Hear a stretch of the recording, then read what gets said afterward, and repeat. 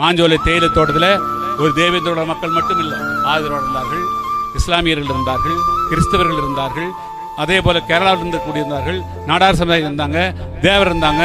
ஆனால் அதெல்லாம் யாருக்கும் தெரியாது. நாங்கள் பார்க்கிற போது அங்கே தேயிலை தோட்ட தொழிலாளி என்று தான் பார்த்தோம். அன்று தேயிலை தோட்ட தொழிலாளருக்காக 23 வருடங்களுக்கு முன்பு நான் எவ்வளவு அவமானப்பட்டிருப்பேன். ஒரு அவமானம் அல்ல. 1997ஆம் ஆண்டு முதல் முறையாக மாஞ்சோலை தேயிலை தோட்டத்தோட பிரச்சனையை தொட்ட பிறகு சட்டமன்றத்தில் எந்திரிக்கிற போதெல்லாம் சட்டமன்ற உறுப்பினர்களும் அமைச்சர்களும் கிண்டல் செய்வாங்க. ஒண்ணு வெள்ளை இருக்கே அப்படின்னு போகணும், இல்லைன்னா மாஞ்சோலை பேச அப்படின்னு. ஸோ இப்படித்தான் கேலி செய்தார்கள், கிண்டல் செய்தார்கள்.